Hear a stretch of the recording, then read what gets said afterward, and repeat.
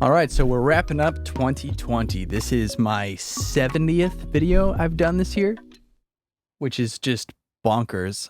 Shout out to you guys for watching all of these videos and smashing the like button for the YouTube algorithm. The algorithm really enjoys it because we just crossed 30,000 subscribers, which is crazy. If you guys saw, I did a epic studio gear video on a couple mics and we did a giveaway. If not, I'll link that video right here since it is the Christmas time. This will be the last video on this channel before Christmas, so Merry Christmas. But the studio we're checking out today is really cool. It's for a friend of mine, Warren David, who is a mix engineer here in Nashville, and he built a detached studio in his backyard just for mixing. And he's like way deep, like in the forums deep on the construction. So it was super interesting. Thank you, Warren, for having me out. I'll go ahead and put all of Warren's links down in the description so you guys can give him a follow. His website's down there if you guys want to. If you're looking for a mix engineer, he's a super talented mix engineer and was very nice for inviting me over and letting me check out his studio. It's really, really informative for a guy like me who's much more of a layman when it comes to building this stuff. So it was really fun. Give him a follow and check it out. It has been a gift to make these videos and that you enjoy them, because I personally just enjoy making them and it's so much fun, and I'm glad that we've all found a thing that we can relate on, and thank you for watching the videos. If you guys want to support the channel, you can go over to ANDREWMASTERSmusic.com. There's a donate page and a PO box if you want to send me something. There's also several different ways to book me, whether it's for mixing, drums, or consultations. I've been doing a lot of these Zoom call consultations with you guys, which have been a ton of fun. It's really fun to talk to you guys. So thank you for doing that and checking out ANDREWMASTERSmusic.com. And yeah, let's take this one out with a bang. Merry Christmas. Let's go check out Warren's home studio. Broad overview is that, like, you know, I've been in Nashville about 10 years. It's been a dream to have my own space.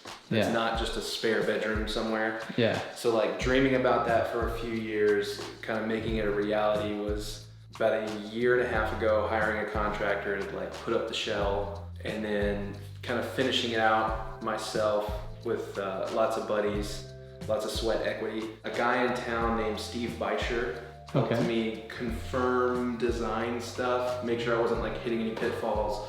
But I was looking a lot on like the John Sayers forums, which is like an acoustics forum.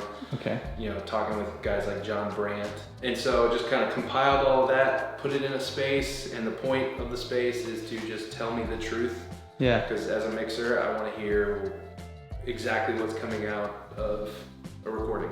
Were you working from home before? Yeah, I mean, just upstairs, in a spare bedroom, kind of retrofitting it. And there's been iterations of that through my career, like just making every bedroom that I've been in better and better. Yeah. So it's like you learn how to configure a space and adapt. Yeah. And so it's nice to like purposefully, intentionally build a space that achieves what you've been dreaming of for a long time. So you hired a contractor to sort of get pour the slab. Foundation and siding, framing, and then I kind of took the insides and did the room within a room thing. And so we've got kind of like a front office lounge that maybe will be treated one day. Yeah. It's primarily the mix room over there. Yeah, so we have this room that we're in, entrance right here. And then you got what's in there?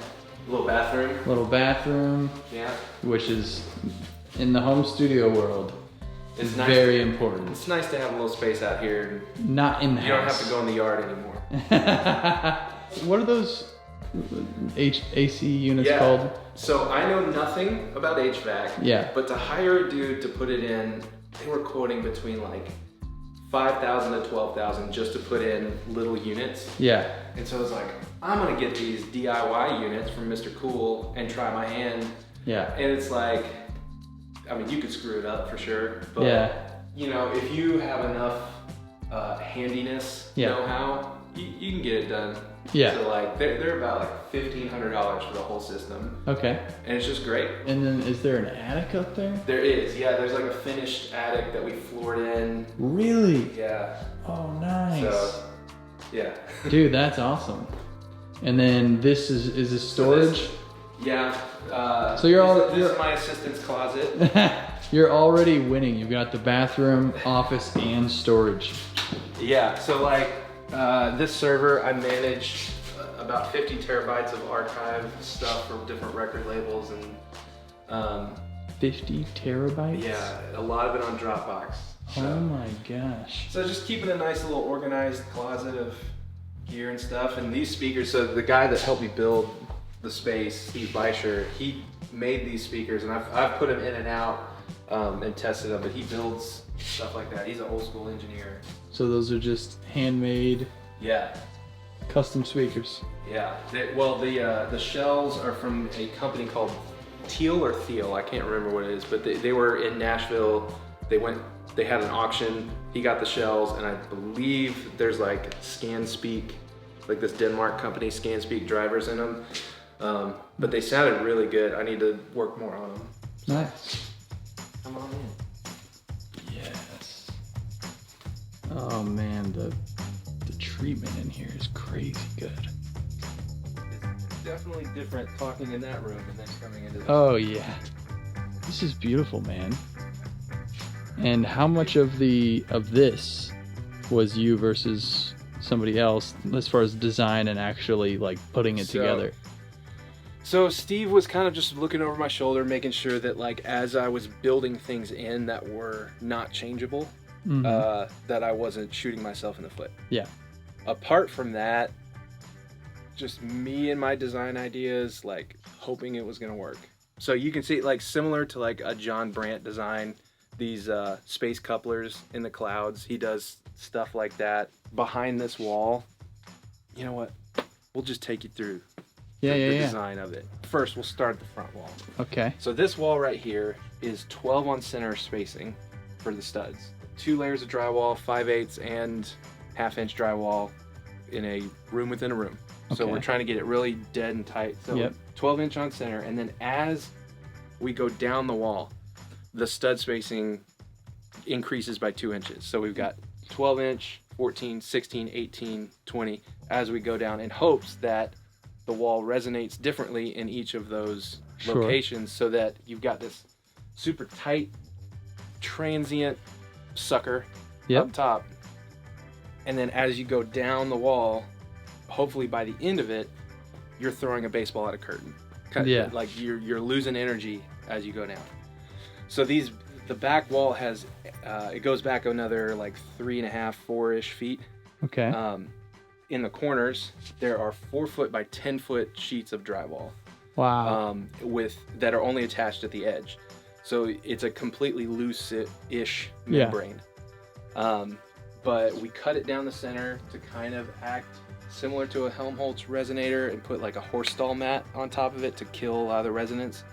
Horse stall mats are like 3 inches thick. They're super heavy, or 3/4 inch thick.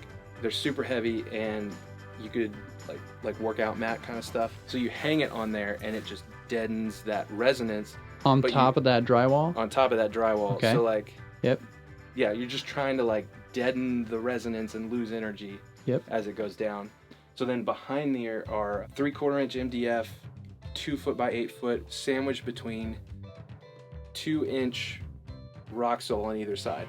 So they're like wave guides at different angles that are flaying out the sound in different ways. So my thought with this back wall is like, nothing that hits this wall and goes back in there is gonna come out sounding the same. Right. So there's just, there's like 5 on this side, 5 on that side, 3 behind this diffuser. The bottom is loaded up with insulation, so hopefully once the sound gets back here, like it's gonna be totally different if it reflects. That's bonkers. There's I'm like barely kept up with what you just said. Basically, there's just a lot of junk packed back in there. Yeah, well, it's amazing that you said it goes back 4 feet. So I'm looking at this, imagining how far this goes back. So that diffuser goes back, let's see, 45 centimeters. It's about 2.5-ish feet, 2 feet, 2.5 to get back behind it. And then there's another like foot or so. Yeah, I love that. Yeah, and that thing weighs 600 pounds. Good Lord. It started out straight, and now it's got kind of some British teeth where like so Alex McVeigh, the dude at Lake House, Alex, he lent his muscles to help me put this in. Nice. So there was a dude on Facebook that was selling pallet wood, but it was like chopped up. It was already chopped up nice. to size. Yeah. So like all I had to do was kind of clean it with like a pressure washer, make sure there was no mold or anything. And like, cool. Good. It's one of those things where I want it to be minimal, but not like a super modern, not all drywall thing. Yeah. And then you've got another AC unit up there, some RGB things, right? Yeah, I mean that right there makes and breaks the studio, or those lights right there. It's true. Like once I got light in here, it's like you put it in certain places, and it makes the room feel welcome. So, for sure. Yeah, especially when it's dark out. Oh, it gets so vibey. So that's another thing I'll touch on is you've got windows. So you've got some daylight in here, which is super for me. Necessity to get some of that, to see like I'm not okay, there's grass outside, I'm not dead yet, there's a sun that was there at some point today. I've worked in caves for years, so like it was nice to kind of throw just a little bit of a little bit of daylight out there. This definitely has cabin feels up here with the way it arches up and sort of how the wood meets. That looks really, really nice with the clouds. And these Edison things, are these fixtures that you get? I mean, they're just on Amazon. Gosh, I love Amazon. Almost electrocuted myself putting them in. Got through wiring the whole studio myself with electrical, passed inspections, and then when I was putting those in, I forgot that they were live, and I pulled the, the Romex through, and oh, great. Whoops. Almost got through this studio build without... shocking myself. What's this sign? What's this sign about? So, in trying to name a studio, it feels so weird, like trying to pick the right name. But, the arena really resonated with me. I like Teddy Roosevelt, like what he's about. Okay. And so one of his speeches was called "The Man in the Arena," summing up. You can read it on your own, but summing up, the person who hasn't done anything with their life and kind of sits back and watches everyone else is living an empty life, doesn't have room to criticize, but it's those who are taking action, putting forth their best effort, failing constantly, learning from it, getting better, and putting their blood, sweat, and tears into the arena of life. Just personally, I love subscribing to the artofmanliness.com. Oh, okay. For years, I kind of follow what they do, and so they're big fans of Teddy, and nice. Just his ethos in life, it resonates with me. That's awesome, man. I like that you've got that sort of thing going on in the studio, like a sort of a principle or a message of, and it's also literally posted in here, so it's something to remind you. Also, I needed a place to put my gladiator sword. So the arena. That makes sense. Give me a rundown on the rig you're using here. So, primarily for mixing, the point in my mind is to be told the truth by your gear. Don't let it color up. Be as best quality as it can. So, obviously the room is a big part of that, because you want the room to tell you the truth. To be flat, and so that was the goal in building this. And then as far as gear goes, I'm using a Hackintosh computer. All right. Because it's much cheaper and more powerful. Nice. And it's a little devious. Yeah. So I like that. Okay. Coming into the Apollo X8, I used to have Antelope stuff for a long time, and just found that this workhorse is so versatile that I couldn't ignore getting that, and I'm actually waiting on the Dangerous Convert 2 to come in to be my main converter. The main converter, just super clean mastering converter. Okay. So this will still be the workhorse, but that main conversion, trying to tell me the truth, will come out. And so going to mainly mixing in life, because I came to Nashville to produce and engineer and all this, and I know that there are producers that collect gear and they're tracking in a space, so it makes sense for them to have all of this stuff at their disposal. But for me, like over the years, like I'd collected stuff and there was like racks of things, and then found it in the off position more than on. Yeah. And so it's like, this is just sitting here collecting dust. Like, what if I'd sold this and put it into an amazing space? Yeah. And it's really hard to do that. Like, Yeah. it hits you. Of course. Like, but what if I need it? Yeah.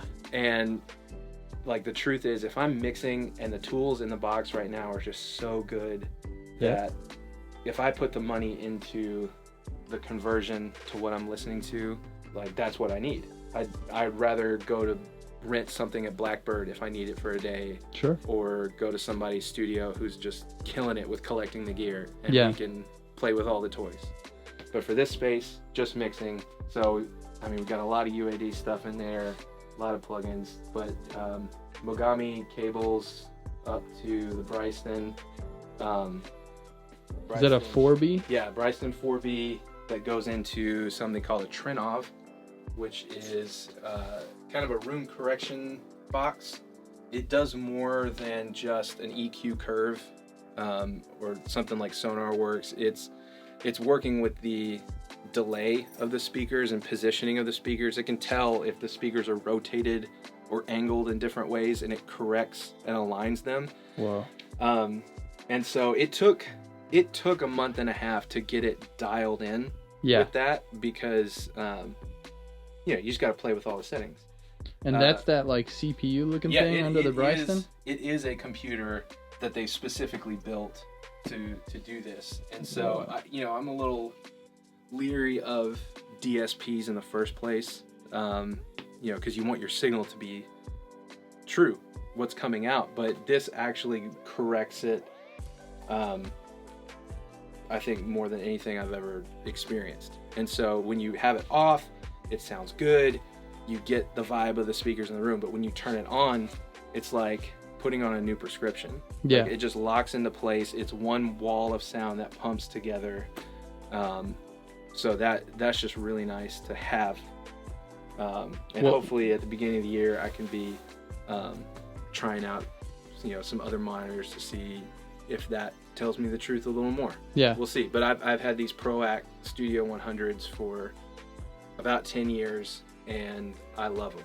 Like, wow, 10 years. That's great. Yeah, they've been worn in, and it's hard for me to think about going to any other monitors. Yeah, those are my, definitely one of my favorites. I really, especially on the 4B, it's a good setup.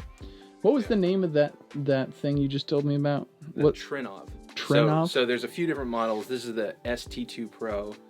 There's some that have more channels. But yeah, it's a really interesting piece of gear, and some guys in town are kind of coming around to using it. So there's 8 XLRs going into it.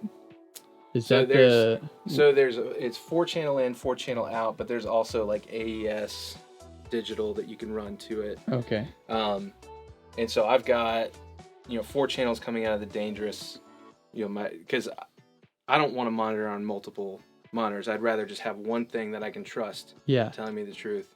So right now it's the ProAx 1, 2 subs 3, 4, and we've configured them through there so that I can have a lot of control. And that's Trinov ST24. Does that say? Yeah. So Trinov ST2 Pro. ST2 Pro. Okay. I get hung up on names. Cool, man. What a crazy thing. I've never seen one of those. And then you got these big old speaker stands. These are the sound acres make a huge difference in just separating the sound. And I mean, they're solid. You can bump into them and they're not going to move. Yeah. So, yeah, but one thing to point out with the Trinov that's pretty interesting, this little microphone back here is what it comes with. It's like a 3D Omni mic. Has four inputs. What? So, yeah, it's got a little cable that you hook up 1, 2, 3, 4. It runs its test, does its thing, and configures based on 4 Omni capsules. I don't know exactly how it works, but it's amazing what people are working on. Yeah, and of course, a great segue into what people are working on. This little picture that hopefully guys in Nashville have memorized by heart, but just the signal chain that goes all the way to an MP3 paid for 99 cents through earbuds. So just a little reality check that even though we've got all this gear to try to tell us the truth and like sound great, you know, somebody's gonna be listening to it on an iPhone speaker. Yeah, but that's why I've got things like this little JBL speaker to kind of give me that same Bluetooth vibe, and these guys as well, the IK Loud, I think it's MTM monitors. You hook a microphone into the back of it and it'll run a calibration as well to the room and kind of change the curve to the room. And so I've been playing around with those because they're great for traveling. Yep. So like if you just need to be somewhere else and you're not in your treated space and you can't take Pro X with you and whatnot, these sound really good, and they're pretty similar to me to the Pro X. I mean, there's things that you miss, but I've actually found that the mid-range on these, I mix good with the mid-range. Yeah. Like I can dial it in pretty well and hear distortion pretty well, to where when I move back to the Pro X, like things are suddenly in their place. So nice. Those are nice little toys. And then so you have the Danger Audio. Is it Dangerous or Danger Audio? Dangerous. Dangerous Audio. The volume knob, right? Because it's like a $2,500 setup, right? I think you can get them for like $1,600, $1,800. But that they work in tandem with the Convert too. That's why I'm interested in like playing around with expanding that combo. On it.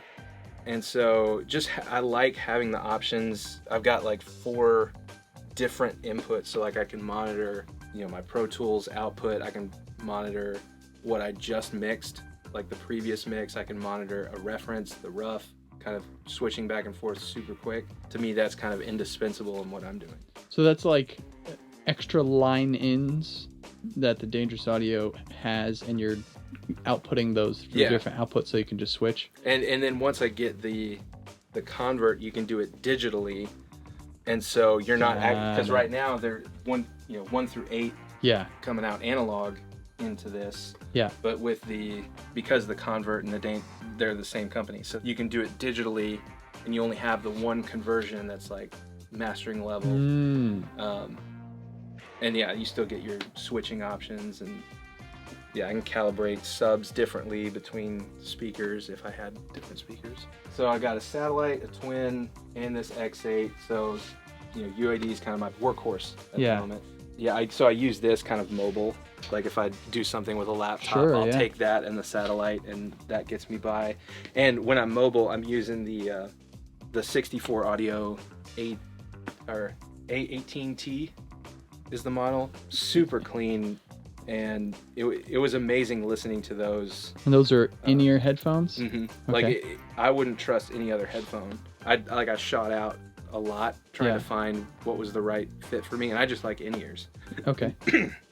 So, those were the ones that just like had this amazing top end, and you can, if you're editing vocals and you need to hear that little bitty pop that no one else can hear, those in-ears will tell you. Okay, and then so you're routing everything through this patch bay?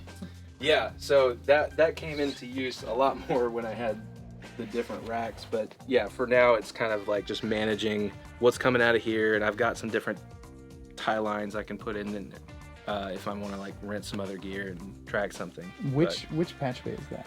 This is the Redco. So, cool. Just their brand, and it's D-sub on the back, which is just really nice. And then you have a bunch of different normaling options that you can flip on and off really easy. So nice. It's awesome. And then the preamp that I just love this. This was one of the first preamps I ever bought. So like it's stayed in the rack for the longest. It's seen gear come and go. But this guy just sounds amazing. It's the 610. Yeah. It's so warm, and so I love it. And then these two are the Belmont students in their engineering class. They build API pre's. Oh, interesting. And so they some buddies who went to Belmont who didn't use them anymore. Yeah. I got to keep them in my rack, and they're still in there. They're great for just throwing. If you need extra preamps and you want an API sound. Heck yeah. But these 610s though. Oh, the 610. Dude. It's just like unbelievable. The options that you have with UAD for inputs is just amazing on top of it. And so to have like a hardware version of that is killer. And that was another reason why it kind of helped me push over the edge to sell a bunch of gear, is that when I would use it and turn it on, like it's either walking to the left or the right. Like the API 2500, if I turn it on, I'd have to configure this tilt to like keep it from walking to the left too much. And then it would run into a Avalon that would be walking to the right. So like they'd kind of balance out, but they're not the same. So like trying to deal with gear upkeep, like I watched a video of Vance Powell in his studio, and he was running through all the gear that he goes through in his console. He was talking about all of it, and it gave me anxiety thinking about just, you know, his assistants, like having to maintain all of that stuff and maintain the signal path and the power bill. Like I was like, all right, if these tools in the box are really good, then I'm just gonna sell what I've got, because there are guys that are doing the analog thing better than me. They've collected more stuff. Like, I'm just gonna do a simple chain out, focus on mixing. Hey, shout out to all the assistants out there who don't get the love they deserve. Dude, I was an assistant for 5 years, if not 7 or 8. There's a few like cloudy years there. Where like I was transitioning to kind of my own thing, but like, man, you learn so much assisting, and like the troubleshooting that you do and the problems you solve are indispensable. So you got some keyboards in here. What's this little controller up here? Funnily enough, I've got these keyboards over here, and like unless I'm really wanting to play something beautifully, like 88 key, whatever, hitting this little, I think it's called CME X, which one is it? Maybe X37, maybe. Super simple MIDI controller that, you know, fits on a little desk, and you can just pop on a virtual instrument, play what you need to play, affect the velocity, and you know, you're getting it done. You know, it's pretty portable too. Oh yeah, like you can pop that they've got a smaller one that you could pop into a laptop bag. They got Bluetooth options, so it's a fun little thing to quickly do something. And that's CME? Yeah, CME X37. I don't know where the 37 is, but... Sweet. So if I wanted to take more time, I've got the Arturia Keylab. Nice. Which I still don't know how to program some of these buttons and switches, but... oh boy, is it cool. Yeah, like you know, you get it done with playing on the pads, and... you know, if I'm playing live somewhere, you know, this is a good MIDI controller to have. And then this guy, the Yamaha, is it the M08? Yeah. I like the sounds on this. Like, I think back in the day, I was playing at Guitar Center, all the different keyboards. I just liked the sounds that came on this. So analog, sometimes I won't even do like a virtual instrument with this. I love the organs. I love the whirlies on this, or the different like vintage keyboard sounds on this. That's awesome. And it's just nice to have an 88 key keyboard in your studio. And then you got some guitars, so you play you play as well? Yeah, you know, once upon a time played more, not Nashville proficient, but this bass, this is my love right here. Like, I love this bass. Beautiful. Love that green. Yeah, Seafoam green P bass special. Ooh. So it's got like the jazz neck, but you got the combo between the jazz and P bass feel. Nice. You can switch between, so it's super versatile. So anytime I'm playing bass, like that'll get it done. And then this is a little Franken bass that my cousin gave me one time. So we put flat wound strings on it and took the frets off to try and get that mute math thing. Oh, okay. Yeah. You know, so it's like a little gimmicky bass. I love mute math. But you know, you can make some fun sounds on this. And then this guy. So you can see I scratched off the name because I'm embarrassed that it's a Squier. What? But I kind of rebuilt it in high school and took before I knew anything about woodworking, like stripped off the black. Okay. Like, I'm gonna make this like super cool looking. So it's just that basic Strat thing. So if I need robot guitar, if I need the Strat sound, it's there to work for me. But if I was reaching for a guitar, it would be this guy, the Tele Deluxe. I just love the sound of this. But most of the time, if I need a guitar, I'm calling someone else. Yeah, same. Yeah, and then we don't need to look at that one. Hey, we've all got a guitar that we don't need to look at. This was like my first guitar we don't need to look at that had like a pickup in it. Yeah. So, yeah, it's just still there to be an acoustic. But this guy is just a really nice sounding 12-string. Dude, that is beautiful. What do you know which model that is? The big one. The big one. So it's Alvarez, but I don't know the number. Specific model, yeah. Is that a Vox? Yeah, Vox AC15, I think. No. It is Pathfinder 15. Oh, wow. So, cool. I mean, it gets the job done. Yeah, man. I'm no longer a guitar player. Sold all the stuff. Like. And what's that little pedal? Is that for the amp down there? So this guy, you know, gotta rep the Blue Man Group. Oh, Blue Man Group mints. I turned it into a momentary switch, so it could be talk back sometimes, like over here. If I need the sustain, I can plug it in, use it as sustain. So fun at little one project. point in my life, I thought it was going to be in the Blue Man Group. So there's still time. There's still time. All right, so you got the Pro X, and then you got the 2 subs. Yeah. So for a few years, I moved over to stereo subs, which it's not to get it more bassy. Right. It's to tell you the truth more about what's happening in the low end on the sides. So just, you know, got what I could afford with the KRKs, and they've been great to me. Got them dialed in both with the Trenov and in bypass. So sounds good. It fills in the space, and you can tell where the bass is coming from, which is nice, especially when those synth bass are like rocking around with chorus. So I'm very impressed with like the extensiveness that you've gone and the thoroughness you've done with the walls. You put concepts together and steal enough information from people to hope that it works. What about this desk? So this is a really special custom desk. It costs about $100 at Lowe's. Ooh. And you get the parts and you screw it together. That is great, man. Yeah, just some like angle iron pipe, and so like the purpose behind it was to just not have something in my way. Sure. So like it rolls, you know. Yep. So there's that. You can pull it over to the keys if you need. Oh, that's awesome. You can get it out of the way, but to just have this lower profile thing that's not obscuring the bass, because I've been in rooms where there's a big desk, and even with stereo subs, you're sitting there and the desk masks stuff, or the speakers will reflect off the desk. Yep. And so the more you can kind of, in my mind, the more you can minimalize that setup, like you're doing yourself a benefit at what the speakers are telling you.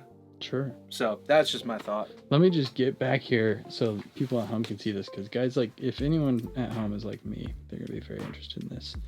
This monitor double neck.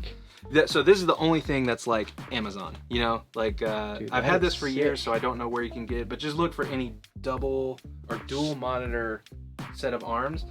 And then this pipe here is just, you go to Lowe's to the, you know, iron pipe section. Yeah. And you get angle iron, bolts, screw it together. Okay. And I know that like some people might comment like, why don't you just put a TV on the back wall? No. So my thought with that is like, your neck. Well, your neck maybe, but like I don't want anything obscuring the image. And so I've heard, just even hearing that like a TV back there can mess with how it's like a mirror. Well, yeah, it's a really reflective surface right in front of you. So maybe you could put it down low or something. But my goal with this whole space, similar to like a mastering setup or a hi-fi setup, was to like get everything behind my ears. Yep. So that it's just the wall, the speakers, like take away the variables. Yeah, and I was just realizing how quiet it is in here. It's really quiet, and that door's open too. Yeah. I mean, this echo chamber is, let's see, so if we close the echo chamber and get rid of the buzz from the track lights, because if you have them up too high, they start buzzing. Found that So it gets down to like 25, 30 dB if it's like totally silent. So yeah, it is very, very quiet in here. It's nice. So this little sucker right here, little hidden gem, is a train floor. So that's nice. But you pop it up, and you got a little mic locker. Right. The little things that if I were doing some tracking, I could keep around. So, you know, SM7, got some like 57s and whatnot. I love these cases. Little cigar boxes, you can get them for $1 at a smoke shop. So wow. Yeah. So yeah, I've got one of those. I just realized how that stands up. Yeah, it's like a little the top of it. Also got one of those little Slate VMS mics, which funnily enough, people have sent me vocals before. Yeah. And I've taken my time to ask back, like, man, how'd y'all record the vocals? Yeah. And they're like, the Slate mic with nothing on it, going through the Apollo, that's the vocal. Yeah. And I was like, okay, I may need to get one then. Yeah. So nice. Yeah, and again, if I need to get a killer mic with a killer pre, I'll just go to Blackbird, get it for a day. Yeah. What's the dimensions of the building and what's the dimensions of this room? Okay. So the whole building is like 30 feet by 20 feet. Oh, wow. With 10-foot ceilings in here, and then you've got a little bit of attic space up top. And so this room itself, when I was trying to design it, doing like a room mode calculator, I put in 14 by 10 foot by 19. Okay. And look it up, the Bonello curve was like the most perfect parabola I've ever seen. And so I was like, that's it. Those are dimensions. I don't have to worry about anything. And yeah, of course you get in and you're still tweaking the room. It's like, that Bonello lied to me. That's awesome. It's big enough to like accommodate what it needs to accommodate. Sure. I can move stuff out of the way, but it's also small and cozy. Dude, it's a great size mix room. Comfortable. There's no drum kit in here, which is awesome. If somebody's watching this and they want to have you do a mix or talk to you about it, how did they find you? Mix.engineer. Mix.engineer. You can look up the Warren David on like Instagram or the Arena Studio. Okay. Hopefully any of those will sweet reach it to me. I'll put all those links, Mix.engineer, the Warren David, and the Arena Studio. Got them all.